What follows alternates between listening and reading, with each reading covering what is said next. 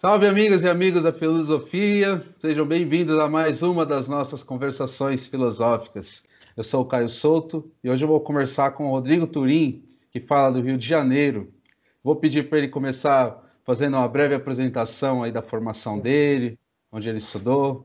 Boa noite, Rodrigo, e para quem assiste, bom dia, boa tarde, boa noite, aí não sei o horário que estiverem nos assistindo. Boa noite, Caio.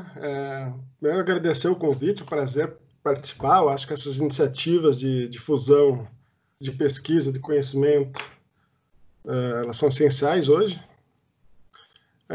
Bem, a minha formação é... Primeiro que é um prazer falar com filósofos, né, para filósofos, né? Eu não sou filósofo, eu sou historiador, né?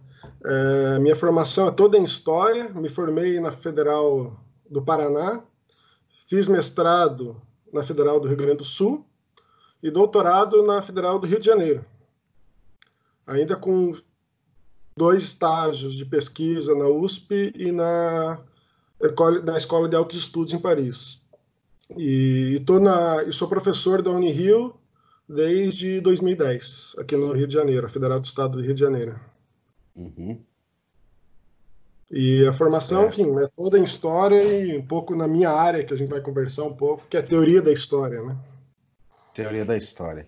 Bom, para as pessoas do canal, acho que vai ser muito produtivo, porque a ideia é que não seja só voltado para quem é de dentro da filosofia, mas nas suas muitas interfaces, né? E história e filosofia tem muita coisa em comum, muitos autores que estão entre uma coisa e a outra, né? Até se puder já falar também do seu objeto, que você que mais você tem pesquisado atualmente, né? Não precisa contar toda a trajetória, mas o seu interesse atual de pesquisa. Sim, eu acho que é até interessante, antes de tocar na minha pesquisa particularmente, até para fazer essa aproximação da história com a filosofia, explicar um pouco o que é esse campo que, para quem não é da história, soa um pouco sempre exótico, que é o campo da teoria da história, né? Que é um campo que, dentro da história, é relativamente recente, né, enquanto algo mais ou menos autônomo de pesquisa, e ele tem uma relação muito próxima com a filosofia, com autores da filosofia, porque o objetivo justamente é pensar quais são as condições de conhecimento histórico que torna possível a disciplina histórica, que torna possível conhecer o passado, quais são as dimensões epistemológicas e éticas do conhecimento do passado, ao mesmo tempo que uma reflexão sobre a própria experiência do tempo, né? Que aí vai encaminhar um pouco para o meu campo de pesquisa, que é pensar a historicidade das experiências do tempo. Como que essas experiências do tempo são experimentadas, são organizadas, instituídas de formas diferentes em diferentes sociedades. E o que isso representa para pensar uma teoria da história, né? Não uma teoria da história enquanto o que a história é, enquanto substância, mas aquilo que a gente vive enquanto formas de representação do passado nas sociedades, nas diferentes sociedades, do passado, nas sociedades presentes, né? Então, aí eu acho que tem uma série de autores que intercalam muito proximamente com a filosofia, desde os mais famosos, Herder, Kant, até Heidegger e outros autores contemporâneos, como Foucault, são muito lidos nessa área e definem um pouco esse objeto, que não é propriamente aquela coisa da história empírica, né, e ao mesmo tempo não é uma filosofia da história. Então, e aí eu acho que é um campo muito próprio daqui no Brasil, né? Porque eu acho que na Europa, Estados Unidos, isso que a gente chama de teoria da história, que fica nos departamentos de história, é muito mais presente na filosofia, né? Então, os autores que a gente lê aqui são muito mais da filosofia lá fora, nos departamentos de filosofia, do que propriamente em departamentos de história. Então, também tem essa peculiaridade dos diferentes sistemas universitários. Tá? Dito isso, um pouco, para explicar um pouco o que é esse campo da teoria da história, a minha pesquisa sempre, o grande problema de fundo da minha pesquisa sempre foi a questão da temporalidade. Desde o mestrado, doutorado, até as pesquisas mais contemporâneas, né? Eu publiquei um livro em 2013 que se chama Tessituras do Tempo, cujo objetivo era entender como que diferentes saberes, a história e a etnologia, no século XIX brasileiro, teciam diferentes temporalidades para grupos sociais diferentes, né? Uma história da nação e uma temporalidade, ou uma não temporalidade indígena. Então, foi um livro que eu tentei reconstruir como que há uma forma de tessitura, de uma epistemologia, de uma ética do tempo, envolvendo essas diferentes disciplinas, e como que elas se relacionavam no Brasil do século XIX. Hoje, né, eu acho que vale mais a pena falar de uma pesquisa atual, eu continuo me interrogando sobre a questão do tempo, mas de uma outra forma, a partir de experiências contemporâneas. Né? Pensando essa dimensão do tempo, aí, não o que o tempo é como objeto, mas pensando essa dimensão da historicidade da experiência do tempo, eu tenho interrogado como que a emergência de uma nova linguagem, desde a década de 70 e 80, tem promovido uma reestruturação da nossa experiência do tempo. Né?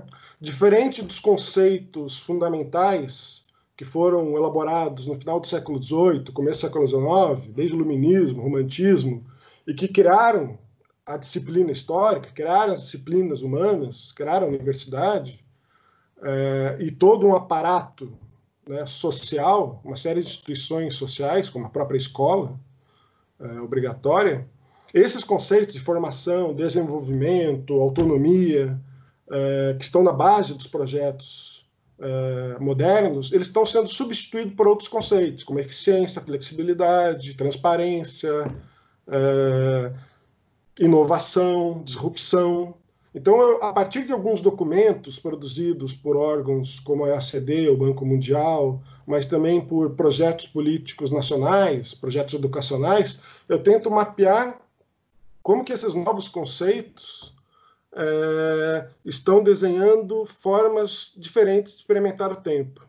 Novas instituições, portanto, muda a natureza das instituições, a gente pode falar mais sobre isso, né, sobre, por exemplo, a questão da educação, e muda também essa temporalidade, a subjetivação de um tempo. Né? Um tempo cada vez mais acelerado, é um tempo que cada vez mais é comprimido num presente acelerado, né?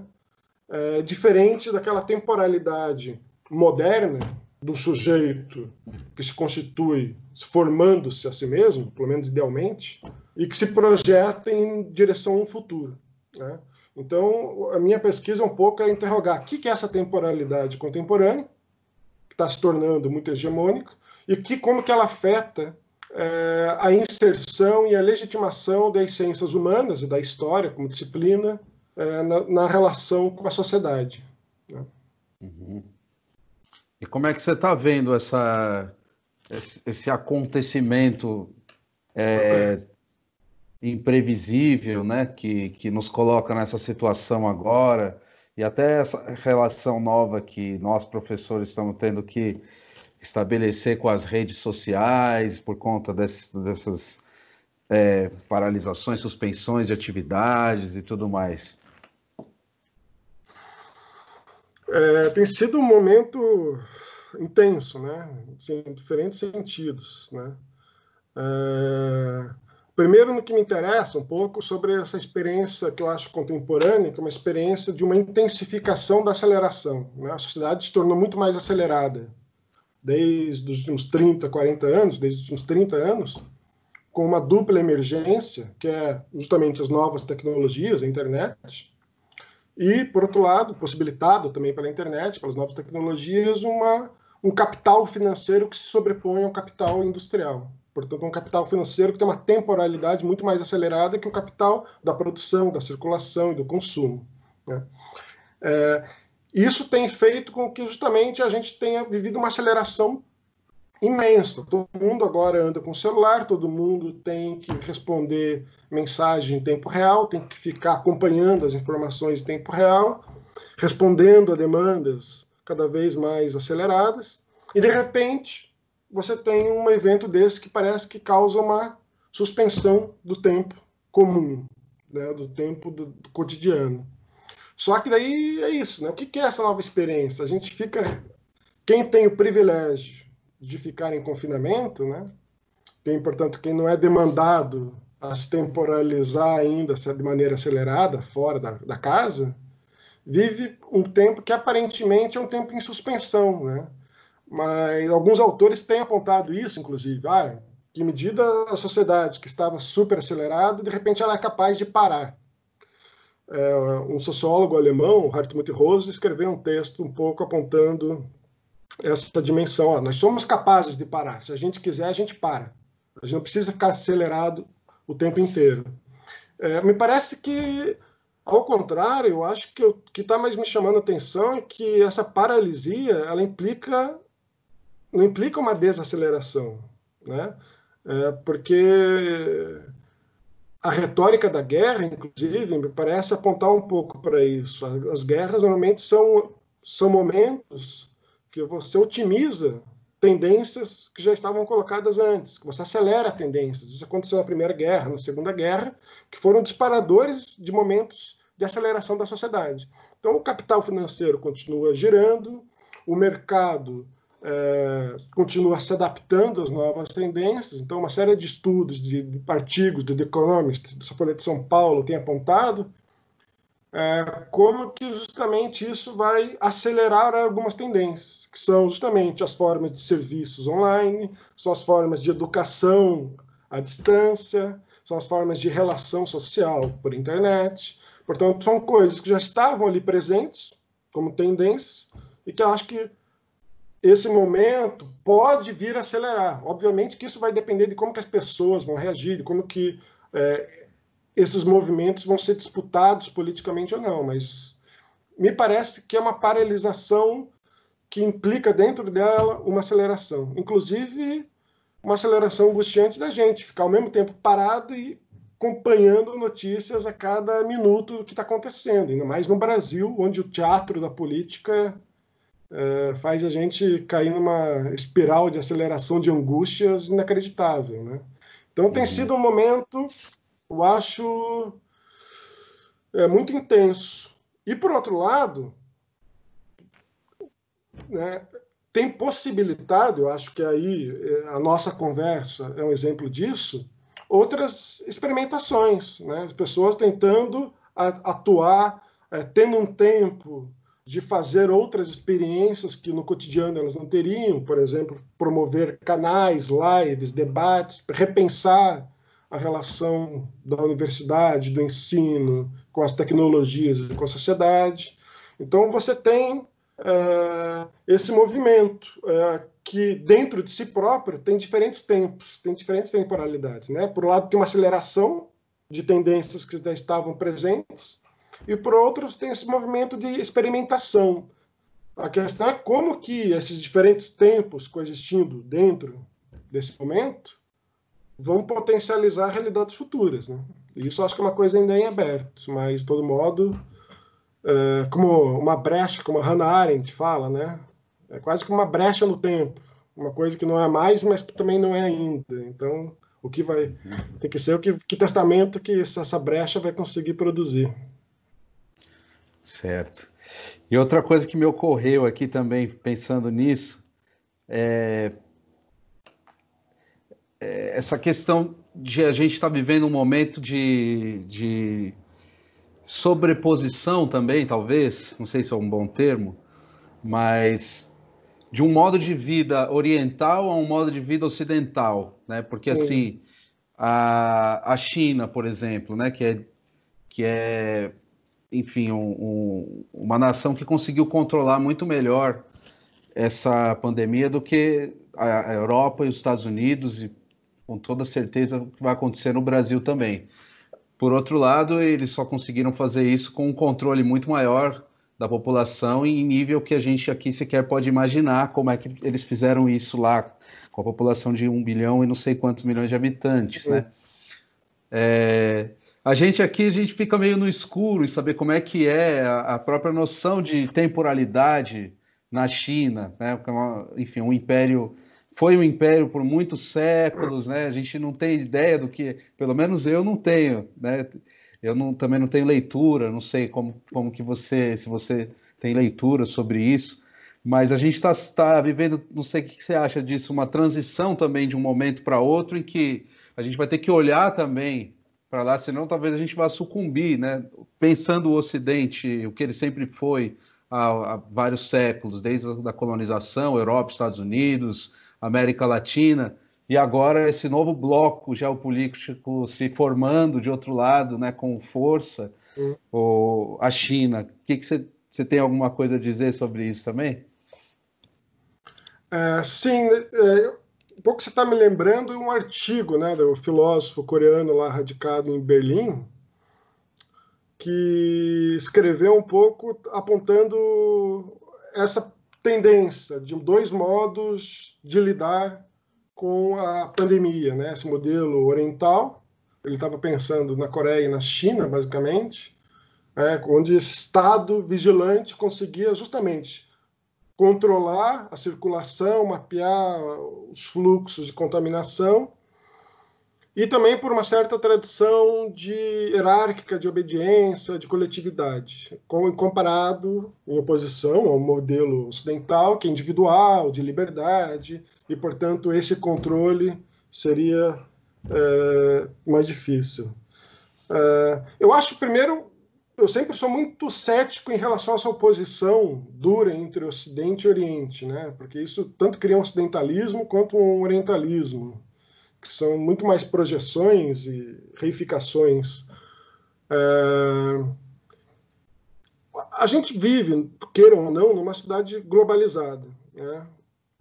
Essa sociedade globalizada, muito mais do que poder ser abarcada por uma temporalidade única, como o Ocidente via a história a si próprio até pouco tempo atrás, né? A história como uma grande singularidade, a história universal,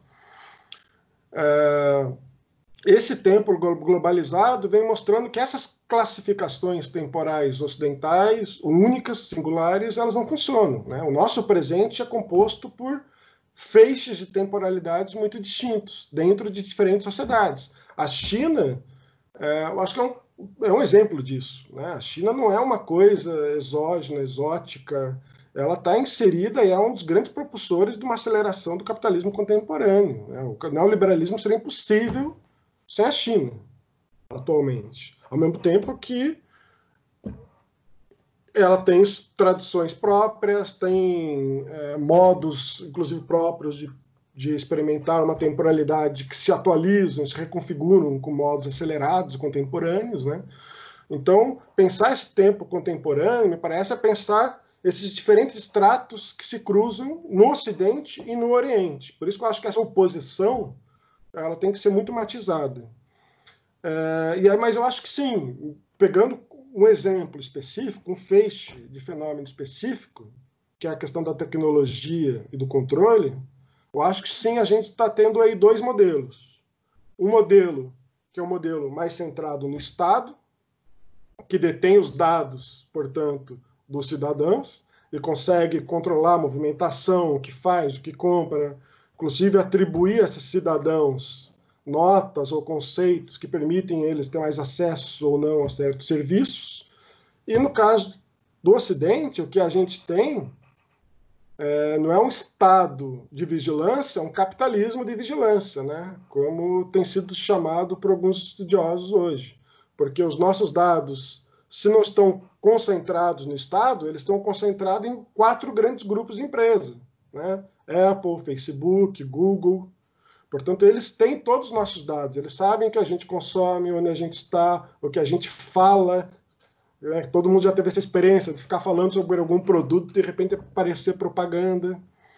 Então, eu acho que não.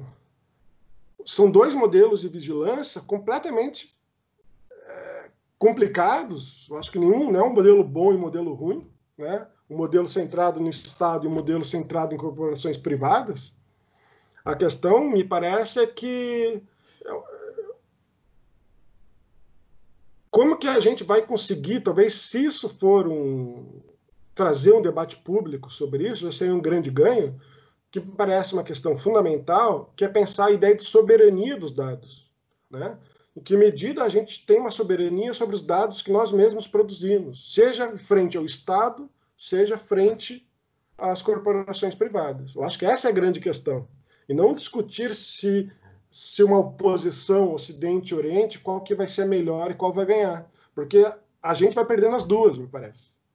Porque essa concentração de dados e a simetria entre o que é feito com esses dados, né, e como a gente age, qual é o efeito disso na nossa vida, é imenso, porque eles conseguem prever, modular comportamentos individuais, o que o Estado chinês faz e o que o Google faz. Né? Só que um é uma corporação privada, o outro é um Estado.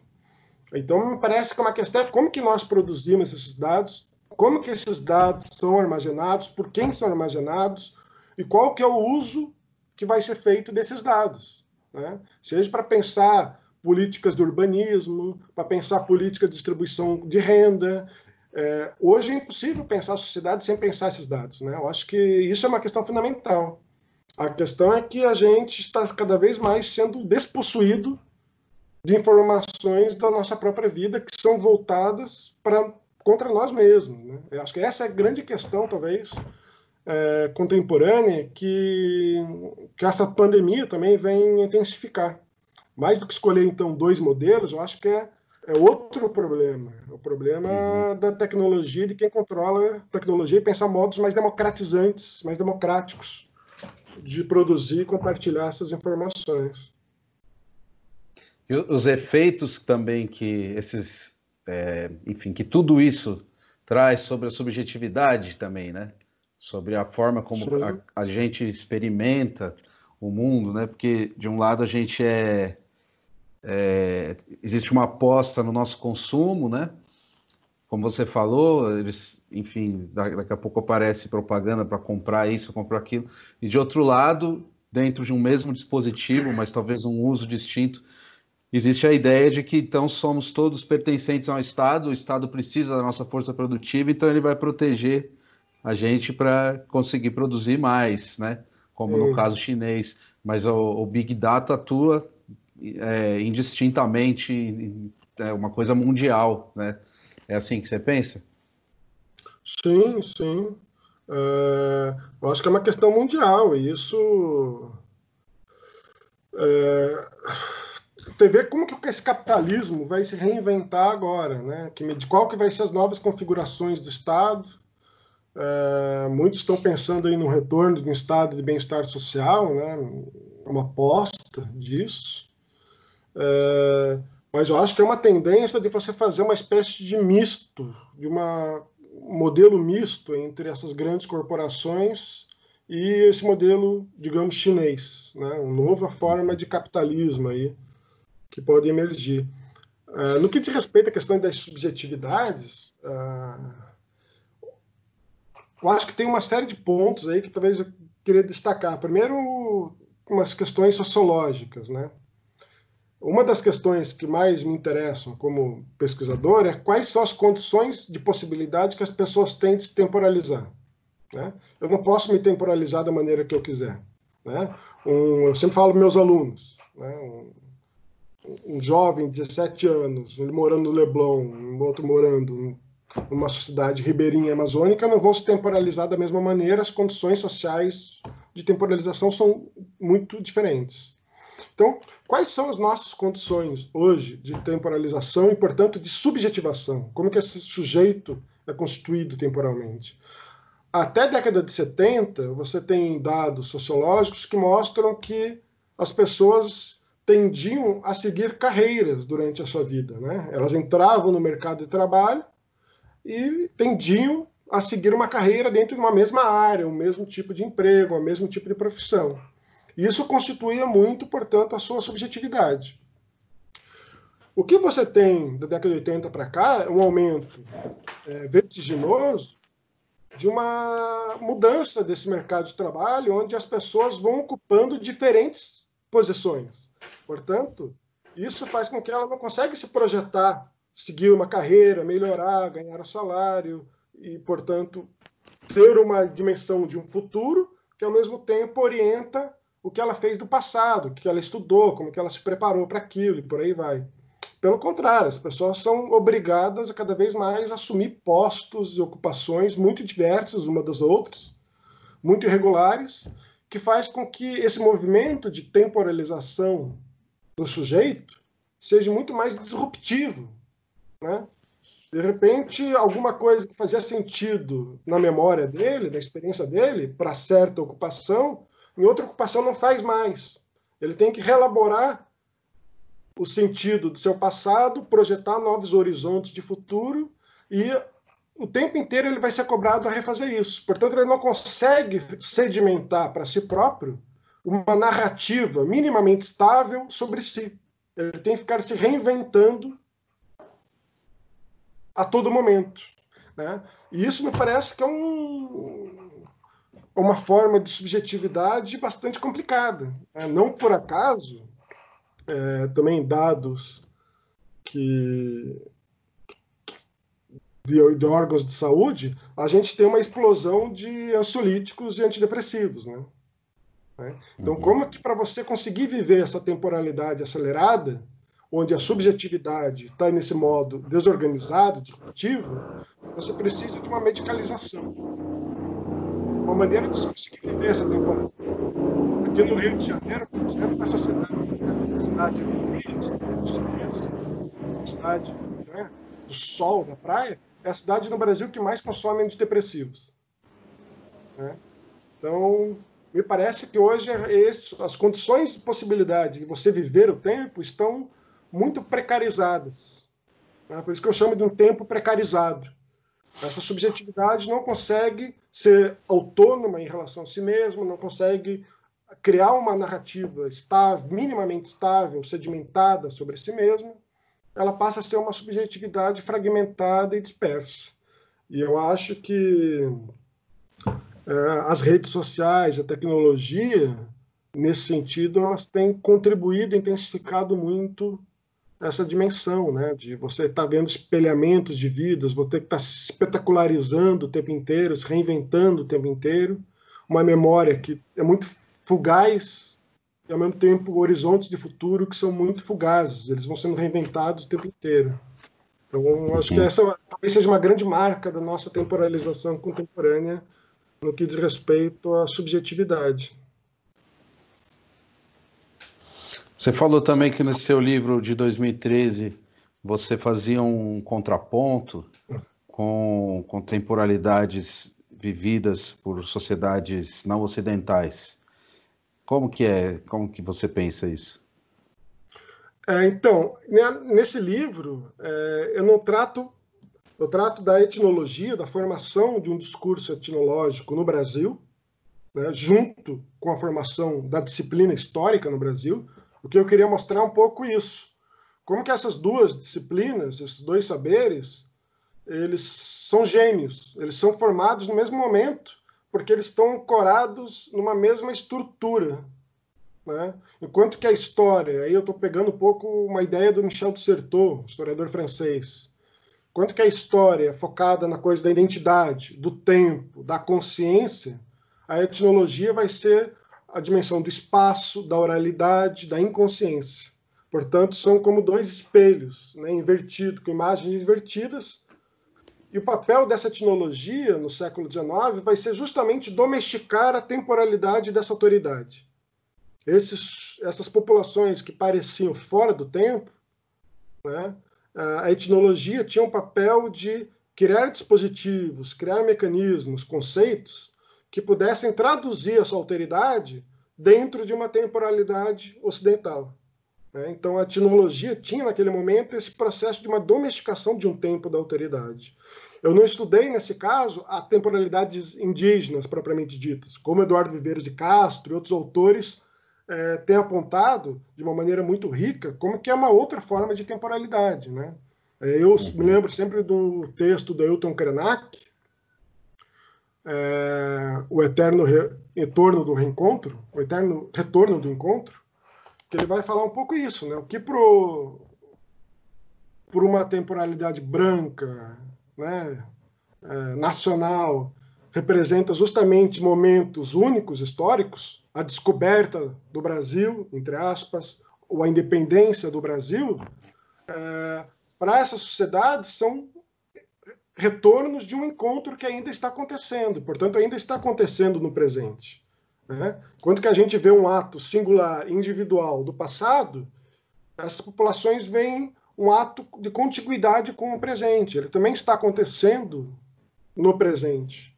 Então, essa separação, que é muito ocidental, moderna, entre passado e presente, passado é aquilo que passou, né? O presente é esse processo de transição em direção ao futuro, ali é o contrário, é um tempo que está conversando, onde as instâncias de passado, presente e futuro não são separadas, mas elas são interrelacionadas de outras maneiras. Então, acho que ali a gente tem hoje, na teoria da história, nas reflexões sobre tempo hoje, isso é muito importante, encontrar essas outras formas de maneira de pensar o tempo. E nessas sociedades, eu acho que a gente tem um meio, né, na filosofia, eu sei que isso também está sendo tematizado, de repensar outras formas de temporalidade, outras ontologias, inclusive, né? O que para a história ainda também é um grande desafio. Uhum. Deixa eu fazer só mais uma pergunta. A ideia é que fique um documento aí para as pessoas terem uma porta de entrada nas questões, né? Então, vou até deixar o link aí se tiver um link para quem quiser ir atrás desse seu livro, outros trabalhos seus, se tiver também, para a gente pôr na descrição do vídeo, né? Aí quem assistir o vídeo depois pode ir direto nos textos. E eu queria te perguntar se você acha que, diante desse quadro, dá para desacelerar ou se você acredita num diagnóstico catastrofista mesmo. Olha, eu tenho duas posições em relação a isso. Como historiador, eu sou pessimista. Eu acho que qualquer historiador que olha para o passado, né, é muito benjaminiano. Você vê uma série de catástrofes se acumulando. Então, eu acho que, como historiador, eu tendo a ser pessimista. Nada que eu olhe para o passado e me diz que vai florir uma nova sociedade do nada e seremos felizes. Eu acho que as tendências que eu tenho mapeado, como eu já disse aqui, são tendências de intensificar questões que já estavam colocadas antes. Né? Então, me parece que daí, apontando então para uma outra posição, que é eu não como historiador, esse pessimismo ele tem que ser também um pessimismo que move e não que mobiliza. Né? É um pessimismo que cobra uma certa urgência também da gente agir, de ação. E aí, nesse sentido, eu acho que a gente pode sim, eu não diria desacelerar, porque, novamente, eu acho que, assim como a oposição Oriente-Ocidente, lá dos modelos, tem que ser matizadas, eu acho que a questão não é uma oposição entre aceleração e desaceleração, porque a desaceleração pode ser tão ruim quanto uma aceleração, elas não são boas ou ruins em si mesmas. Né? Inclusive, a desaceleração hoje na nossa sociedade é um mercado, né? Quem pode pagar para desacelerar, aulas de yoga e por aí vai. Eu acho que talvez a grande questão, e aí retomando um pouco o que estava falando antes sobre pensar novas temporalidades, é pensar o que eu tenho chamado, a partir também de alguns diálogos, de uma política do tempo. Né? É pensar que o tempo ele é justamente aquilo que deve ser pensado. O que é uma boa temporalização? Quais são as condições boas que nós temos que ter para nos temporalizarmos? Como nós queremos nos temporalizar? Portanto, eu acho que essa é uma questão, tornar o tempo não mais um substrato natural onde as ações ocorrem, mas justamente como uma forma da nossa experiência. E, portanto, implicar politizar o tempo. Por exemplo, o que é o bom tempo para a educação? Né? É um tempo acelerado dos números, das metas, das performances? É um tempo lento, onde os alunos têm tempo para ler sem se sentir culpados? Eu tenho alunos que se sentem culpados quando eles ficam 2 horas lendo, porque eles acham que deveriam estar fazendo alguma outra coisa, então estão sempre lendo no ônibus. Portanto, qual que é o tempo bom da política? Quais são as condições institucionais para a experiência da política, de um tempo da política? E por aí vai. Então, mais do que encaixar as coisas em tempos naturalizados é pensar que tempos, que essas diferentes coisas precisam e lutar para que esses tempos sejam possíveis, né? Então aí me parece que é um horizonte de futuro que me interessa, né? Não, e aí muda a política moderna antes era você encaixar, orientar a história em direção ao futuro, que está dado, a um tempo que está dado. Nós precisamos acelerar, nós precisamos crescer. Então, implicou uma politização, uma temporalização da política. A política caminhada para o futuro que precisa acelerar. O que nós precisamos hoje, me parece, é uma politização do tempo, né? E aí vai implicar diferentes temporalidades. Vai ter temporalidades mais rápidas, temporalidades mais lentas. Eu acho que esse é repensar uma sociedade plena de diferentes tempos e garantir que esses diferentes tempos possam existir. Para a gente que trabalha com ensino, com educação, com universidade, isso me parece que tem sido uma questão premente, né? Porque nós estamos sendo vampirizados por um tempo acelerado, pela incorporação de uma linguagem, de lógicas que não são próprias da educação, vampirizando o tempo da educação, e a gente precisa urgentemente, talvez, refundar instituições, tendo como horizonte essa dimensão de que qual que é o bom tempo para a vida, né? Para as diferentes esferas da vida. Tá certo, Rodrigo. Agradeço muito o papo aqui, eu aprendi muita coisa sobre, enfim, teoria da história, questão da tessitura do tempo. Fiquei com vontade de conhecer seu trabalho, de ler seu livro. Se você quiser dizer alguma última coisa aí para a gente encerrar.